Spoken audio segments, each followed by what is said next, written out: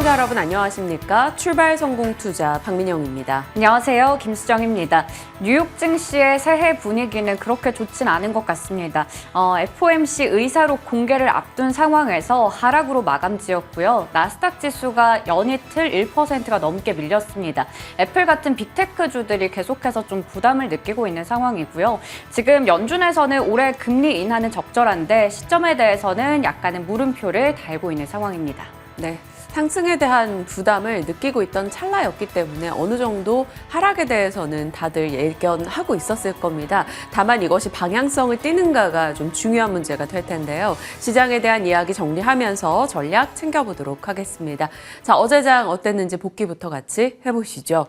어제 시장 하락이었습니다. 이미 개장 전부터 많은 이들이 예상을 했습니다. 미국에서 같이 연말 랠리를 보여줬다가 미국 쪽에서 이미 변동이 포착됐기 때문인데요.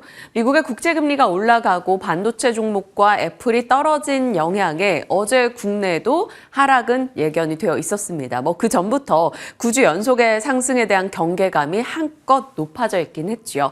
코스피 2%, 코스닥 0.8%. 하락은 예상했는데 생각보다 낙폭이 조금 크다라고 많이들 느끼셨을 것 같아요. 그도 그럴 게 다른 국가 대비해서도 낙폭이 조금 더 크기도 했습니다. 어제 외국인의 수급이 눈에 띄었죠. 선물 매도가 상당했습니다. 외국인의 선물 매도가 쏟아지면 당연히 기계적으로 반응하는 금융투자의 선물 매수를 위한 현물 매도가 이어지죠. 현물 매도 쪽이 금융투자 1조가 넘어가기도 했습니다. 이런 식의 프로그램 거래 비중이 많았다 보니까 시총 상위 종목들의 약세가 두드러졌어요. 1위권부터 10위권까지 오른 종목이 없고요. 시총 1, 2, 3위가 모두 3% 이상 빠졌습니다. 당연히 그러다 보니까 코스피가 낙폭이 좀 클 수밖에 없었습니다. 일부 섹터를 제외하고는 정말 무차별 매도가 나오는 듯한 느낌이었죠. 앞으로 수급 방향이 조금 중요할 것 같습니다. 외국인의 선물 누적 매수가 그동안 쌓여 있었기 때문에 이것이 어떻게 매물 출회가 이어지는지 지켜봐야 됩니다.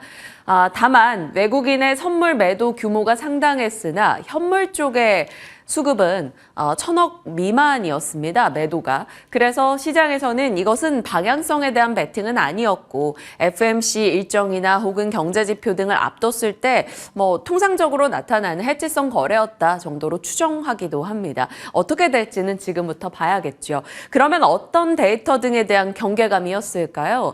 밤사이에 FOMC 의사록이나 채용 공고나 이런 주요 내용이 소화되긴 했으나 정말 중요한 것은 금요일에 나올 고용 보고서가 되겠습니다.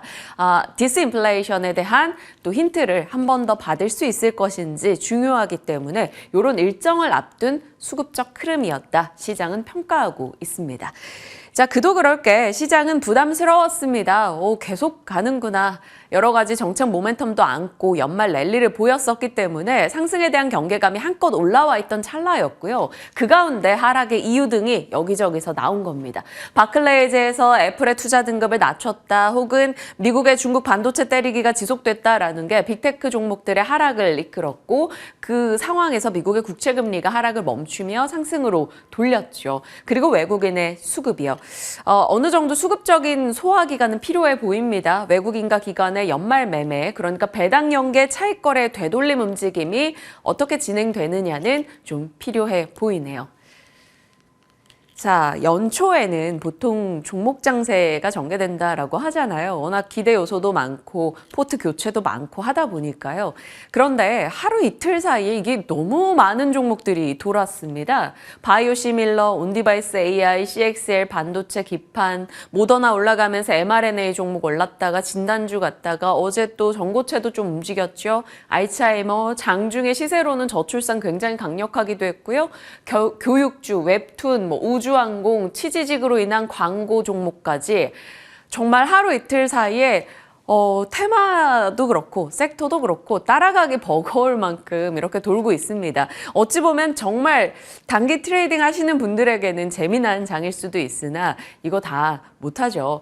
정말 빠른 속도로 지금 시장이 순환을 하고 있다라는 것은 주도주 여전히 아직까지 명확하진 않다라는 것이고 시장에 큰 돈이 돌진 않는다라는 것을 뜻하겠습니다. 결국 이거 사기 위해서 이거 팔고 가는 것이고요. 또 이거 사기 위해서 저거 팔고 가는 움직임이 반복되고 있습니다. 트레이딩을 한다면 뉴스에 정말 기민하게 움직여야 되고요. 섹터 대장주와 후속주를 잘 구분해서 대응하는 게 필요한 시장입니다. 자, 저출산 얘기가 어제 이슈가 됐습니다. 항상 그렇죠. 해가 바뀔 때는 민생 대책이 나오고 민생 대책이 어느 쪽에 집중되는가가 중요한데 이미 연말부터 많은 사인이 있었습니다. 저출산에 집중되는 정책 등이 나오겠다. 저출산 얘기는 뭐 한 해, 두 해 문제는 아닙니다만 합계 출산율 올해 0.68까지 떨어질 것으로 전망이 나오고 있죠. 0.8이 마지노선으로 여겨졌는데 그 이하로 떨어지고 나서 그 하락 속도가 너무나 빠릅니다. 그래서 인구 변화에 대해서 생각해 볼 문제 지속적으로 저희 살폈던 내용이죠.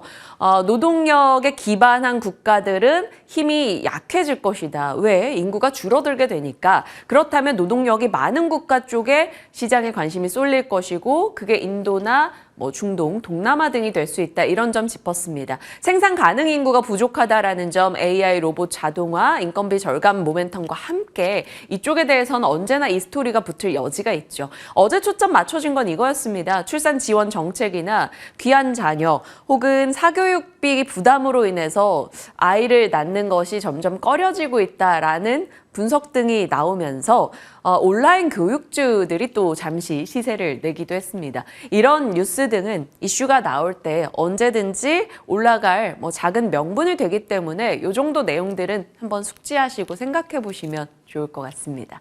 자, 어제 시장의 요약판이라고 해야 될까요? 올랐던 쪽을 본다면 헬스케어 쪽을 제외하고는 연속성이 거의 없었습니다. 올랐던 쪽에서는 빠지는 흐름이 나왔죠. 대표적으로 어제 반도체 하락했고요. 인터넷이나 또 애플 우려감 속에 아이폰 관련주 떨어졌죠. 2차 전지 종목들, 조선 자동차, 정유까지 하락이었습니다. 올라간 쪽에서는 수정 앵커가 어제 브리핑을 해줬었던 우주항공 방산 쪽이 실적이나 여러 모멘텀 속에 올랐는데 이 부분 잠시 후에 좀 더 추가적인 내용들 전달 드릴 겁니다. 그리고 저출산 쪽, 민생 대책이 집중되고 국토연구원 측에서 높은 집값과 사교육비, 출산을 막고 있다라는 얘기를 꺼내놓으면서 육아나 엔젤주 혹은 온라인 교육 테마주가 테마성으로 올라갔고요. 어제 모처럼이었습니다. 전력설비, 전선 쪽의 종목들도 강세를 나타냈네요.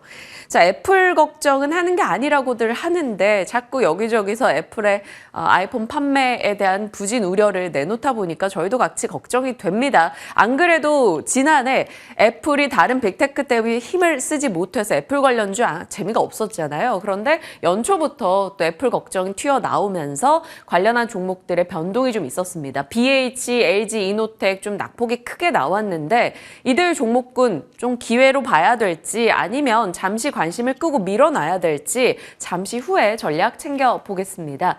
자, 그런 가운데 UBS 측에서 스마트폰 관련한 선호 기업에 대한 언급이 있었다고 하는데 삼성전자, 삼성전기, SK하이닉스 등이 들어가 있습니다. 이것은 참고용으로만 보시고요.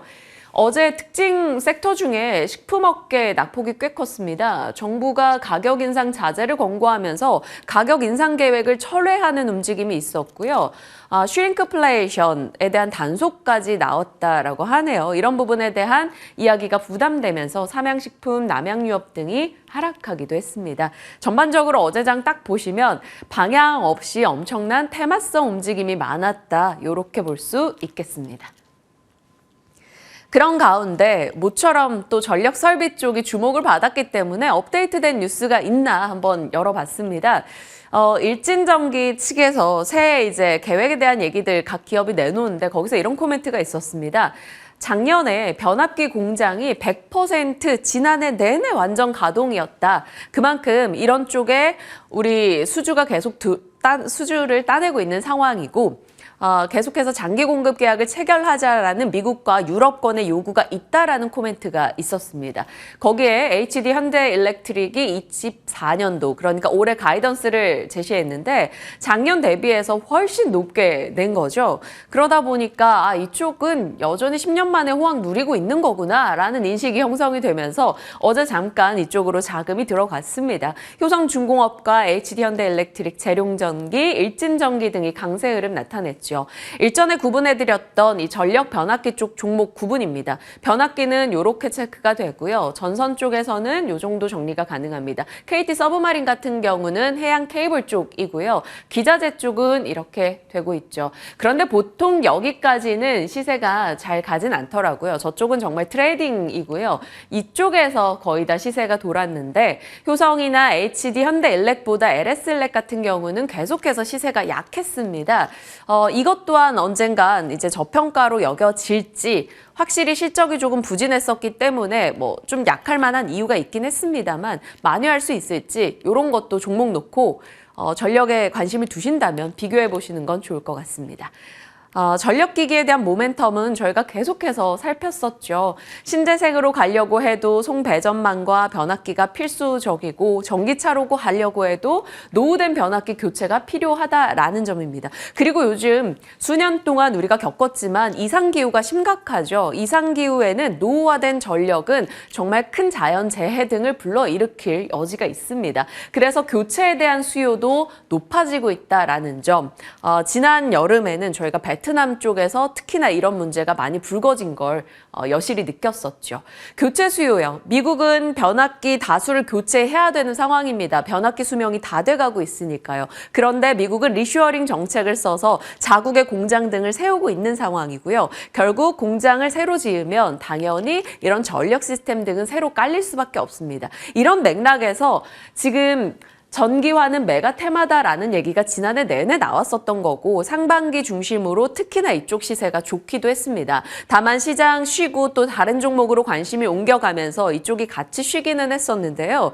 계속해서 수출 데이터나 수주는 탄탄하게 들어오고 있는 가운데 재차 관심을 가져도 되는 것인지 이제 타이밍의 싸움이기 때문에 오늘 시간 허락하면 이 종목군에 대해서도 전략 챙겨보도록 하겠습니다.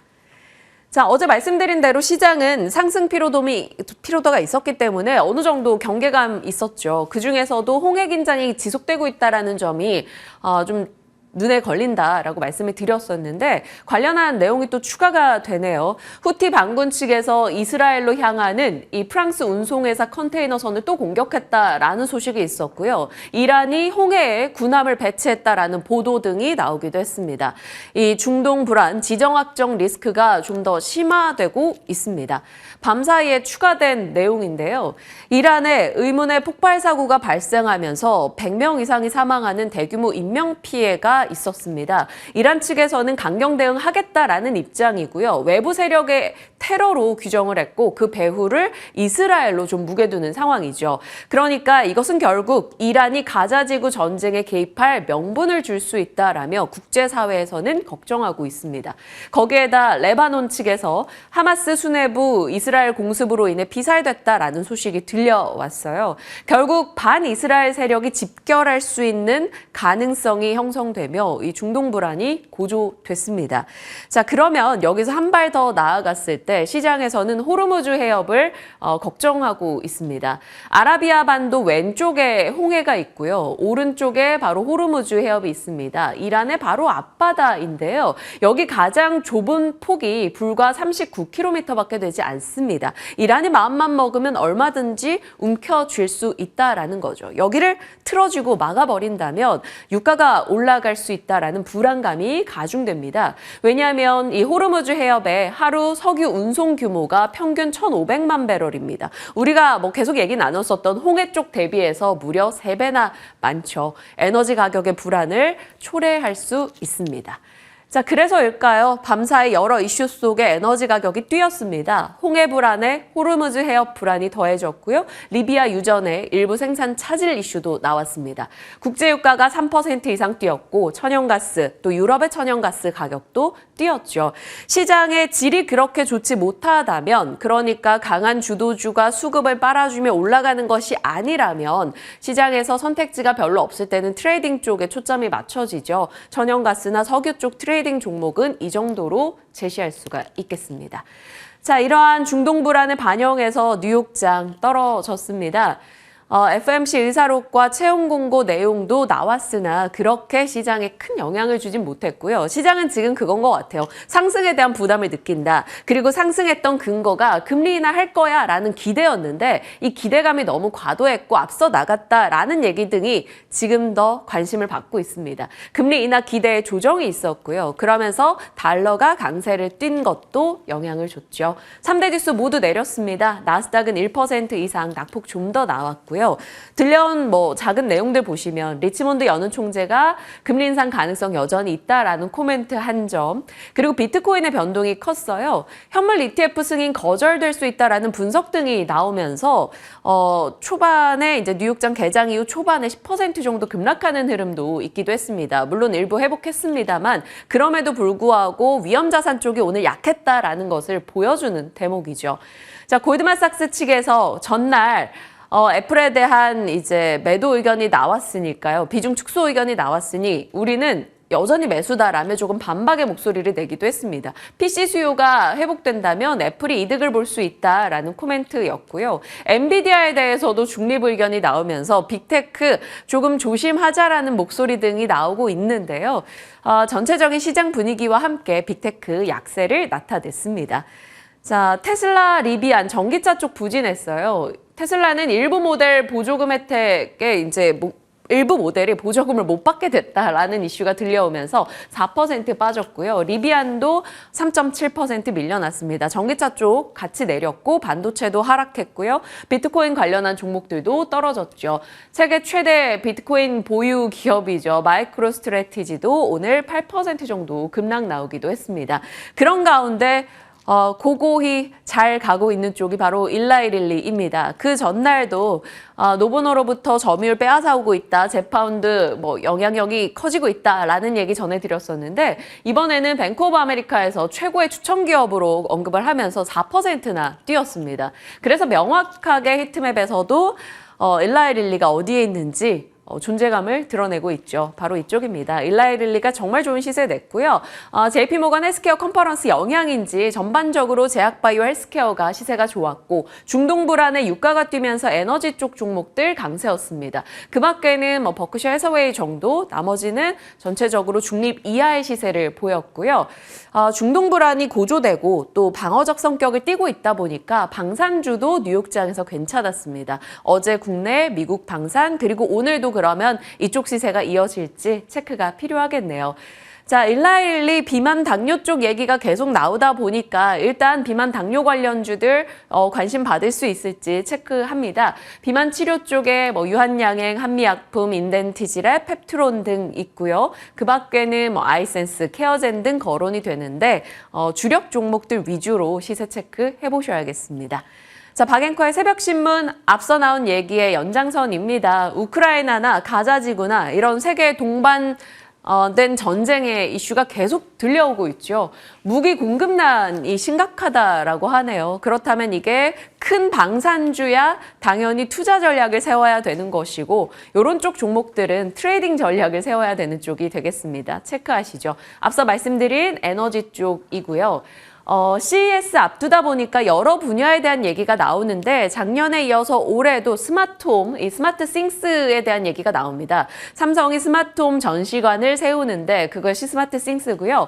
그러면 삼성과 관련해서 어떤 이력이 있었던 기업들 이 정도로 좀 추려봤는데 머큐리 같은 경우는 와이파이 제품에 대한 삼성과의 협력 이런 얘기 등이 있었던 기업입니다. 이런 쪽도 관심을 받게 된다면 트레이딩 정도 가능하겠죠. 그리고 현대차, 기아 지난해 판매 데이터 나왔는데 관련한 내용 정리 살짝 넣어놨으니까 참고하시길 바랍니다.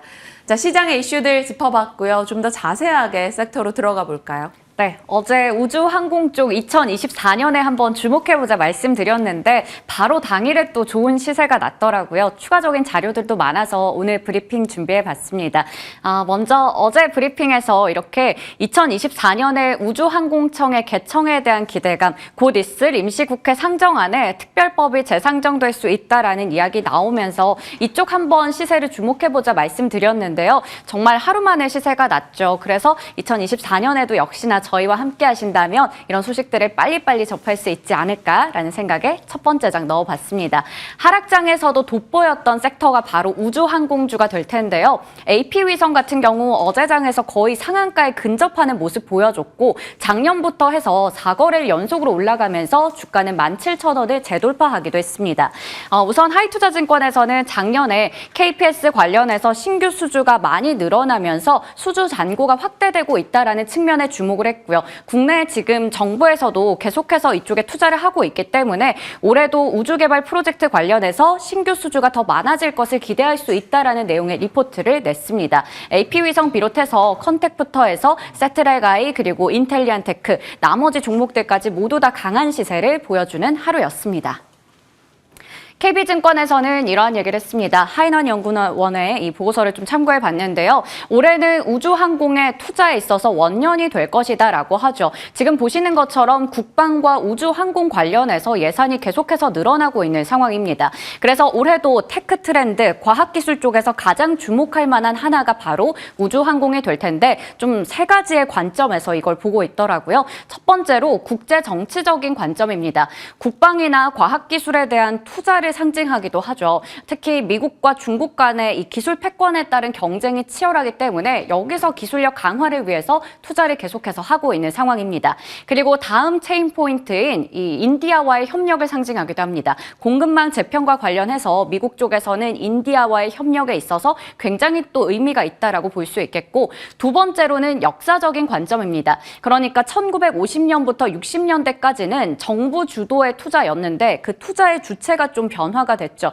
이제는 정부와 민간 주도의 투자라고 볼 수가 있겠고 여기서 민간이 들어갔다라는 것은 뭐 스페이스 X라던가 블루 오리진 같은 쪽을 주목할 수가 있겠는데요. 아무래도 민간이다 보니까 상업화의 필요성이 있겠고요. 이런 기업들은 당연히 수익 창출이 목적이기도 합니다. 그 의미를 좀 생각해 볼 필요가 있겠고요. 여기서 이제 구체적으로 우리가 보려면 일론 머스크의 스페이스 X 그리고 제프 베이조스의 블루 오리진의 행보를 앞으로 주목할 필요가 있겠습니다. 올해 우주항공의 투자에는 굉장히 좀 많은 기업들이 참여할 것으로 보이죠. 나라도 마찬가지고요. 새해 들어서도 전 세계적으로 우주 경쟁이 굉장히 치열한 상황입니다. 앞서 얘기 드렸듯이 가장 대표적인 미국과 중국부터 체크해 볼 텐데요. 미국에서는 아르테미스 계획이 진행되고 있습니다. 2025년에는 달 유인 착륙 그리고 30년까지 월면기지 건설을 목표로 하고 있고요. 올해 가장 중요한 일정이 바로 이거예요. 11월에 아르테미스 2호 우주선 발사가 있습니다. 이건 이제 아폴로 17호 이후에 거의 51~2년 만에 달에 이제 사람을 보내는 착륙시키는 그런 프로젝트이기 때문에 굉장히 주목을 받고 있는 상황이고요. 특히 나사에서는 민간 지원 프로그램에 따라서 기업들에게 굉장히 많은 투자를 하고 있기 때문에 이런 부분에서도 여러 기업들 우주 진출과 관련된 일정들 활발하다라는 부분 체크해 볼 수 있겠습니다. 중국에서는 2003년부터 창어 계획을 통해서 달 탐사를 추진하고 있습니다. 중국도 못지않게 굉장히 많은 일정들 앞두고 있는 상황이고 2030년에는 중국의 상업용 우주 시장이 1,000억 위안까지 성장할 것으로 전망되고 있습니다. 그러면 다른 나라들은 어떨까요? 새롭게 떠오르는 우주 강국들이 있는데 특히 대표적인 게 인도입니다. 인도가 올해 새해 첫날부터 이렇게 인공위성을 쏘아 올려서 목표 궤도에 안착하는 하나의 또 좋은 소식을 전해줬고요. 올해 최소 12차례 정도의 우주 탐사 임무 계획을 가지고 있습니다. 영국에서도 지금 보시는 것처럼 서유럽 최초로 수직 발사 우주 정거장 설립 허가가 있었고 이르면 올해 8월부터 로켓 발사 개시한다고 합니다. 그리고 일본 같은 경우 처음으로 달 탐사선을 20일에 착륙 시도를 예정 앞두고 있는 상황인데요. 이게 성공을 하게 된다면 전 세계에서 5번째로 달에 이제 착륙을 시킨다라고 볼 수 있어서 또 의미가 있어 보이고요. 마지막으로 러시아까지 여러 가지 일정들 있다라는 부분 짚고 가도록 하겠습니다. 그러면 우리나라 정부는 어떨까요? 글로벌 우주 산업 규모가 2021년 기준으로 봤을 때 약 506조 이상이 됩니다. 그런데 우리나라는 3조 정도밖에 되지 않아서 이 글로벌 우주 산업의 시장 점유율을 봤을 때 세계 전체의 1%밖에 되지 않습니다. 그런데 이걸 2045년까지 10% 수준으로 끌어올리겠다라고 얘기를 하고 있어요. 규모를 끌어올리려면 당연히 더 많은 투자를 해야겠죠. 그래서 2021년에는 우주 개발의 투자액이 7,300억 원이었는데 이걸 2027년까지 1조 5천억 원 규모로 끌어올리겠다라는 얘기를 하고 있습니다. 그리고 앞서 얘기 드렸지만 한국판 나사라고 볼 수 있는 우주항공청 설립에 대한 기대감이 계속 나타나고 있죠. 이게 여야 간의 입장 차로 인해서 좀 계속해서 지연이 되고 있는 상황인데 이번에 국회 본회의에서 얘기가 또 나온다면 앞으로 좀 긍정적으로 올 한 해 이 섹터에 대해서 볼 수 있지 않을까라는 생각이 듭니다. 특히 한 해가 또 새롭게 시작이 되면 신년사에서 뭔가 우리가 힌트를 얻을 수가 있는데요. 이번에 과기정통부 장관이 이런 얘기를 했습니다. 본격화되고 있는 우주경제 시대에 발을 맞춰서 누리호의 발사 성과를 민간에 이양하고 기업들이 우주 개발의 주체로 서도록 하겠다라고 얘기하면서 한 번 더 우주항공청 설립에 대한 이야기, 의지를 표명하기도 했습니다. 우주 캘린더를 한번 체크해 보려고 하는데요. 뉴욕타임즈에서 이렇게 새해를 맞아서 올해 많은 일정들을 좀 정리한 게 있어서 한번 표로 또 만들어 봤습니다. 1월에 아까 얘기 드렸던 일정들 여러 가지 민간 기업들 일정들 있고요. 일본의 슬림 쪽 체크해 볼 필요가 있겠고요. 그리고 좀 중요한 건 5월에 있을 중국의 창어 6호 달 표면의 암석을 수집한다라고 합니다. 그리고 지금 보시는 것처럼 11월에 있을 아르테미스 2호의 임무가 굉장히 좀 주목할 만한 것으로 보이는데요. 이러한 부분들 월별로 많기 때문에 올해는 우주항공 섹터 보실 때 이 표를 좀 참고해서 같이 보면 좋을 것 같습니다. 갑진년에 그리고 이 우주항공뿐만 아니라 방산주도 굉장히 좋은 흐름 나타내고 있습니다. 우주항공과 방산주 좀 겹치는 종목들이 많은데요. 지금 보시는 것처럼 대표적인 4사가 1월 2일부터 3일까지 이틀간 좋은 시세를 나타내고 있습니다. 특히 이틀 동안 외국인들의 순매수도 좀 많이 쏠리고 있다는 측면을 확인할 수 있겠고요. 앞서 폴란드의 정권 교체 때문에 기존의 계약들이 무효될 수 있다는 우려가 있었는데 이게 상당 부분 해소된 것으로 좀 풀이가 되고 있습니다. 30조 원 규모의 폴란드 2차 계약이 마무리 작업에 들어갔다라는 소식이 전해지면서 어제 방산주들 힘을 받아갔고요. 4월에 총선 앞둔 상황에서 또다시 이제 북한의 도발 위협이 높아지고 있는 상황, 이러한 부분도 볼 수 있겠고 해외 추가 수주로 인해서 호실적에 대한 기대감도 있습니다. 외국인의 수급도 좋은 상황이고요. 그래서 어제장에서 보시는 것처럼 이 방산주들도 강했습니다. 한화시스템 최근에 계속해서 신고가 흐름 나타내고 있고 지금 한국항공우주 같은 경우에는 주가의 매력도 있고 수출국 다변화 긍정적이다라는 측면에서 신한투자증권에서 방산주 쪽에서 토픽으로 꼽기도 했습니다. 방산주에 대해서도 투자 아이디어를 오늘 좀 여쭤보도록 할 텐데요. 다올투자증권의 보고서까지만 보도록 하겠습니다. 방산의 연말 수주를 좀 많이 체크를 해봤더라고요. 이게 방산 5사의 디펜스 수주를 봤을 때 2022년에는 29조 원이었습니다. 폴란드 1차 계약이 많았었기 때문인데요. 근데 이게 작년에 17조 원까지 굉장히 크게 감소한 것으로 보이는데 이건 1차 계약에 따른 기저효과가 작용했기 때문입니다. 실제로 수출과 내수 쪽을 나눠서 또 보도록 할 텐데요. 수출 계약도 2022년에는 18조 원 이상이었는데 이게 작년에 8조 원까지 뚝 떨어졌고요. 내수도 마찬가지로 감소했습니다. 하지만 이 사이에 또 폴란드 2차 계약들도 많이 좀 체결이 됐었고 공시를 하지 않아도 되는 정도의 작은 규모의 계약들까지 확인을 좀 해본다면 그렇게 크게 감소한 것은 아니다라는 게 보고서 내용의 골자였습니다. 특히 연말에 방위사업청 중심으로 해서 사업이 굉장히 많이 쏟아졌어요. 4분기에 지금 12조 원, 그러니까 1분기부터 3분기까지는 1조 원 정도의 2조 원 가까운 규모의 이제 수주가 있었는데 4분기에만 이게 Q입니다. 4분기에만 12조 원 규모의 수주가 쏟아졌다라는 것도 주목할 필요가 있겠죠. 특히나 이러한 수주 소식들은 보통 한 3에서 5년가량, 그러니까 2030년까지도 계속해서 프로젝트가 이루어지기 때문에 앞으로도 2024년부터 2026년까지는 국내 방위 산업이 증익 구간이다라는 이야기하고 있었습니다. 그래서 여전히 방산주에 대해서는 비중 확대 의견을 유지하고 있었는데요. 그러면 앞서 체크해봤던 우주항공과 방산주 중에서 어떤 쪽이 올해 좀 유망한지 종목에 대한 질문 잠시 후에 드려보도록 하겠습니다. 세상의 우주항공, 방산, 뉴스, 전략 보고서 모든 것이 방금 브리핑에 들어가 있었습니다. 굉장히 많은 시간을 할애했고 관련한 내용 구체적으로 준비해 주셨으니까 저희 전략도 구체적으로 세워보겠습니다. 지금부터 함께 하시죠.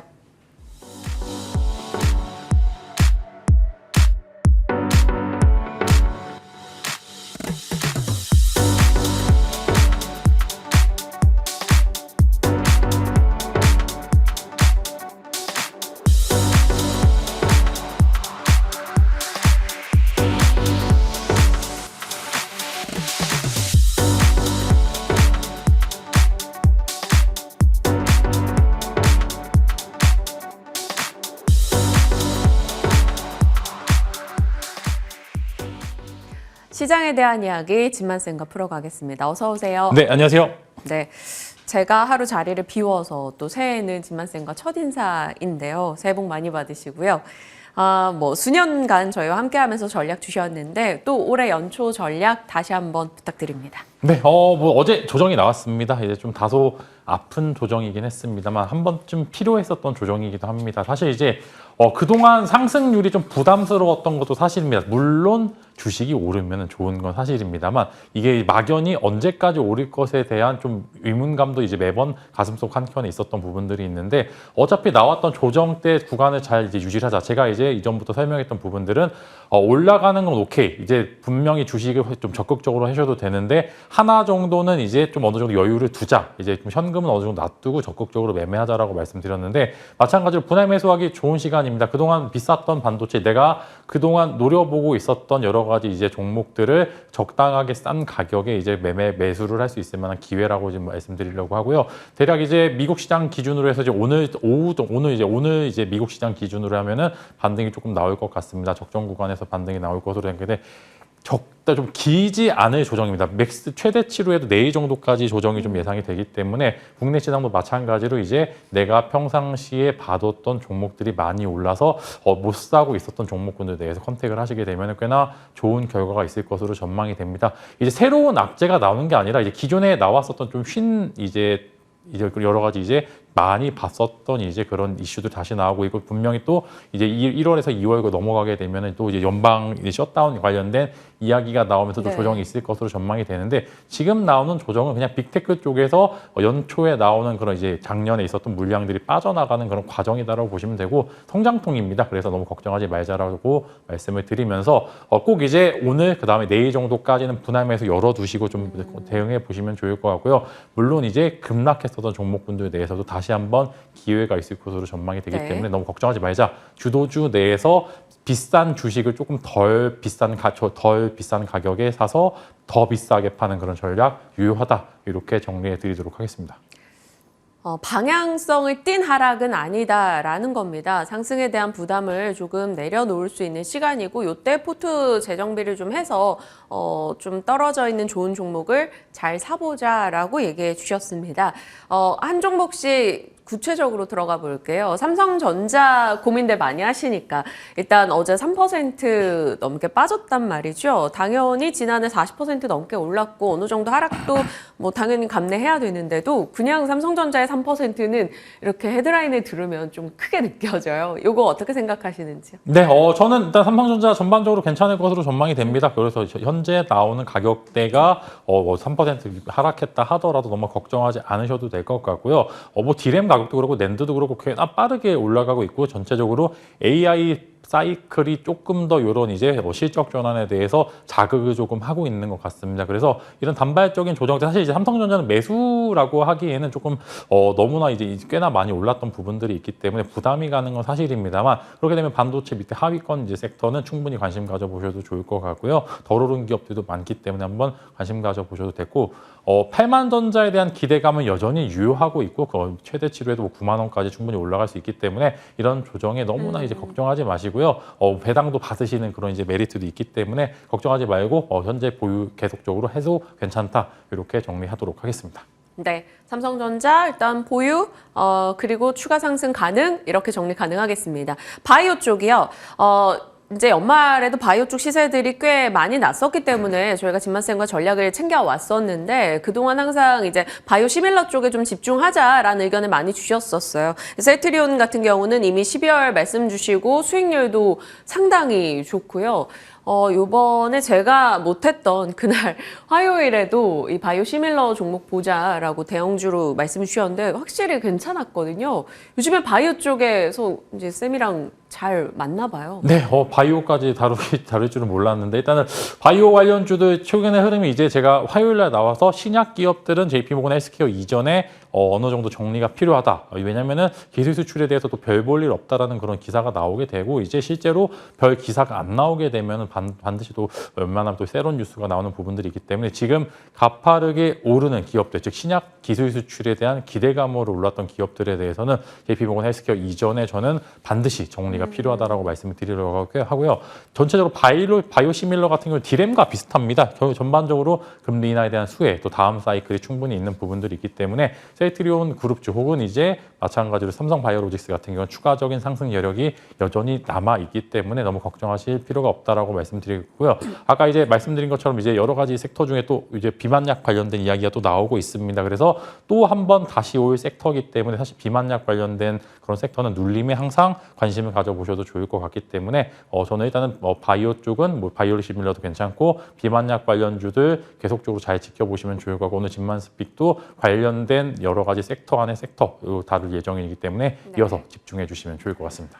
종목은 잠시 후에 공개하겠습니다. 그렇다면 셀트리온 보유자라면 AS 차원에선 그대로 끌고 가는 걸로? 네, 지금 팔기는 좀 아깝습니다. 이제 뭐 관련돼서 조금 더 매물이 나오기 이전에 즉 이제 셀트리온 헬스케어의 거래 정지가 풀려서 셀트리온으로 합병 이후의 움직임까지 지켜보셔도 좋을 것 같다. 이렇게 의견을 제시하도록 하겠습니다.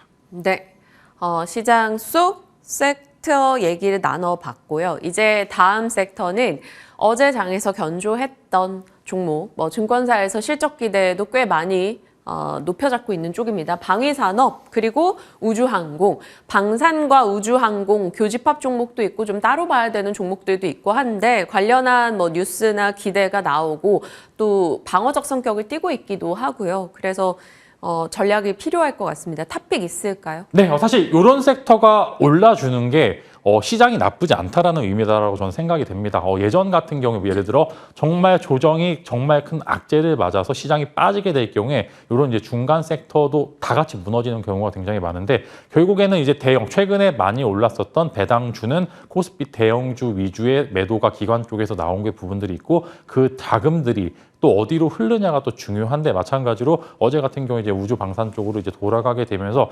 시장 자체에 나쁘지는 않다. 분명히 그날 먹거리는 존재한다 이렇게 말씀드리겠고요.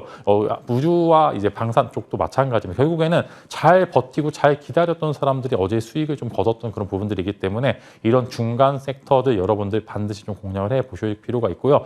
저는 이제 우주와 방산 당연히 이제 한 번 정도 나올 부분들이 있는데 적정 구간에서 잘 나왔다라고 말씀을 드리려고 하고요. 우주 산업 같은 경우에는 구조적인 성장이 계속되고 있고 이제 방산 쪽은 괜찮긴 한데 악재가 소멸해서 이런 분들에 대해서 기계적인 반등이 좀 나온 것 같습니다. 그래서 우주 산업에 대해서 계속적으로 이제 어떻게 올해 같은 경우 유난히 여러 가지 이제 빅 이슈들, 스페이스X나 여러 가지 상업 관련된 이슈들이 다 지속되고 있기 때문에 관심 계속적으로 가져보시면 좋을 거고 방산도 마찬가지로 외형적인 성장이 나오고 있습니다. 그다음 거기 추가적으로 이제 방산 이제 항공 쪽이 여러 가지 교체 시기가 맞물리게 되면서 이제 변압기 쪽과 좀 비슷한 모습을 보여주고 있습니다. 여러 가지 교체 수요가 맞물리게 되면서 분명히 외형적으로 성장이 있을 것 같다 이렇게 말씀을 드리려고 하고요. 일단 탑픽으로 말씀드리면 이제 방산 쪽으로 넘어가게 되면 하나 시스템과 이제 하나 에어로스페이스 두 종목을 먼저 이야기 드리려고 하는데 하나그룹 쪽가 지금 최근에 방산 쪽에 꽤나 좀 집중을 하고 있는 모습들이 보여주고 있고 실제로 수주도 여러 가지 동반이 되면서 좀 편안한 이제 모습을 보여주지 않을까 싶습니다. 물론 현재에서 한 번 정도 바로 잡기에는 좀 부담 가는 건 사실입니다만 그래도 윗 채널을 뚫어낼 수 있을 만한 그런 동력이 좀 예정이 되고요. 네. 이런 이제 방산 쪽에도 올라가게 돼도 ETF 출시에 대한 이야기가 분명히 한 번 정도 나오게 될 겁니다. 이제 반도체도 마찬가지로 지금 계속적으로 ETF가 출시가 되고 있는데 이런 ETF 산업의 성장이 중간 섹터의 성장을 이끌 수 있는 부분들이 있기 때문에 관심 가져보시면 좋을 것 같고요. 우주 쪽으로 넘어가게 되면 당연히 여러 가지 종목이 있으면 저는 이제 컨택이라는 종목 한번 말씀을 드려볼까 합니다. 계속 관심 갖다가 저도 이제 관심 갖다 언제 올라가나 했다가 보니까 최근에 많이 올라온 부분들이 있는데 스페이스 X 관련주로 일단 편입이 되어 있고요. 올해 상장 관련된 이야기가 계속 나올 겁니다. 아무래도 테슬라도 이제 일론 머스크도 자금이 계속적으로 필요한 상황이기 때문에 스페이스 X 상장으로 인해서 어느 정도 추가적인 성장 동력을 원할 거고 관련된 이야기가 계속 나올 것 같습니다. 그래서 이제 상장가를 조금 이제 돌파하는 모습을 보여주기 때문에 아무래도 추가적인 상승을 좀 기대해봐도 될 것 같다 이렇게 말씀을 드리겠습니다. 어제도 말씀을 드렸습니다만 사실 CES나 JP모건 헬스케어 컨퍼런스나 이게 다 온디바이스 AI도 그렇고요. 갤럭시 언팩 등 뭔가 세론으로 작용할 여지가 조금이라도 있다 보니까 오른 것에 대한 부담을 시장은 조금 느낍니다. 물론 그들 종목이 멈춘다가 아니라 살짝의 변동을 주고 다시 갈 여지가 있죠. 그러니까 시장에서는 그런 쪽을 제외하고 다른 쪽에 관심을 둔다면이라는 가정하에 또로 이런 방산 쪽도 같이 관심을 받고 있는데 관련해서 눈여겨볼 각 분야 종목들 말씀 주셨으니까 체크하시길 바랍니다. 자, 어제 하락한 쪽에서는 뭐 이들의 하락이 새삼스럽지는 않습니다. 다만 낙폭이 조금 크긴 했는데 애플 관련주요. 애플 쪽에서 모멘텀 뉴스가 안 나온 지가 너무 오래됐어요. 그래서 아이폰 관련한 종목들 안 그래도 이제 판매 부진에 대한 우려감이 힘들어했는데 또 어제 주가 많이 내렸습니다. 근데 좀 사봐도 될 만한 종목이 있을 수도 있다 이런 생각이 들어요. 근데 좀 과하게 낙폭이 좀 나온 것 같습니다. 어제 이제 시장 하락과 맞물려 가지고 이제 최근에 사실 많이 애플 특히 이제 유난히 애플 밸류 체인 관련주들이 전혀 힘을 좀 못 쓰고 있는 부분들이 있는데 뭐 성장 둔화에 대한 이야기 물론 동감하는 건 사실입니다만 결국에는 또 애플은 매번 판매량으로서 이를 지금 증명하는 부분들도 있고요. 이제 애플이 문제점이 지금 AI 쪽이 좀 취약하다라는 게 문제점이 있습니다. 이제 물론 이게 애플 AI라는 그런 이제 거대한 먹거리가 또 하나 있다라는 이야기이기도 하기 때문에 저는 분명히 애플이 이제 AI 쪽과 이야기를 나오게 된다면 주가도 분명히 탄력적으로 움직일 수 있다. 즉 애플의 신성장 동력 자체가 어떤 거냐라는 그런 이제 질문에 이제 비전 프로부터 해서 추가적으로 많이 나올 것으로 예상이 되기 때문에 너무 걱정보다는 추가적으로 애플이 또 AI 하면서 장난 아니지 않을까? 이제 이런 식으로 이제 접근을 해볼 필요가 있기 때문에 너무 걱정하실 필요가 없고요. 사실 BH와 LG 이노텍 꽤나 좋은 기업임에도 불구하고 애플 향이라는 그런 이유만으로 좀 이제 최근에 주가 상승력이 제한된 모습을 보여주고 어제도 하락을 많이 했는데 여전히 매력적입니다. 가격적으로 전혀 부담이 없는 가격대이기 때문에 저라면은 지금 주간에서 충분히 이제 매수해봐도 될 것 같다라는 이야기를 드리겠고요. 특히 BH는 꽤나 좋은 실적을 2분기부터 보여줄 것으로 예상한 것에 비해서 전혀 오른 게 없습니다. 그렇기 때문에 나중에 이제 불 붙었을 때의 상승력이 훨씬 더 기대가 되기 때문에 마찬가지로 이노텍과 BH 두 종목에 대해서는 부담 없는 자리이기 때문에 내가 매매를 많이 안 한다라고 하면은 지금 현재 구간에서 충분히 매수해도 될 것 같다 이렇게 말씀을 드리겠습니다.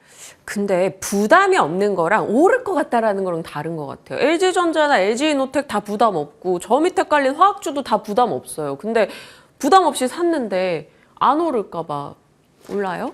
다만 사이클이 이제 화학과 이제 그런 이제 종목보다는 훨씬 더 땡겨서 올 수 있는 게 결국에는 이제 애플의 주가와 크게 연동되지는 않습니다만 실적에 대해서 이노텍도 그렇고 바닥권을 지나가는 모습들을 많이 보여주고 있습니다. LG 전자도 그렇고 BH도 그렇고 결국에는 실적으로 증명이 가능한 부분들이 있고요.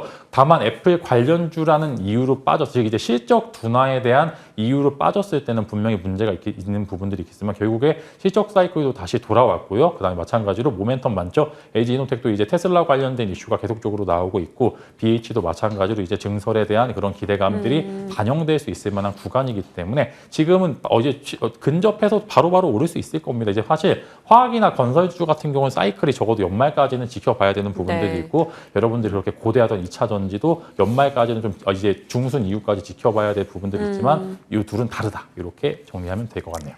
보겠습니다. 기대 갖고 저희 계속 체크해 나갈게요. 지만스픽 가겠습니다. 어려운 느낌이에요. 경피 약물 전달 기술 마이크로 니들. 이거부터 어떤 종목입니까? 저게 경피 약물 전달이라고 하니까 되게 있어 보이긴 하는데 그냥 마이크로 니들 관련주로 좀 보시면 좋을 것 같고요. 이제 위고비 이제 주사로 지금 이제 치료가 되고 주사로 좀 주입이 되고 있는데 이제 뭐 JP모건 헬스케어도 그렇고 전반적으로 이제 마이크로 니들 패치에 대한 이야기가 나올 수 있고요. 두 종목 한번 말씀드리면서 이제 관련된 개발을 하고 있는 라파스와 대원제약 두 종목을 좀 관심을 가져보시면 좋을 것 같고요. 바이오 쪽 외에 좀 이제 개별주적인 움직임을 보여줄 가능성이 훨씬 더 크기 때문에 한번 두 종목 관심 가져보시면 좋을 것 같습니다. 라파스와 대원제약 기대해 보겠습니다. 다양한 전략을 구사하는 진만쌤과 시장에 대한 이야기 풀어봤습니다. 오늘도 고맙습니다.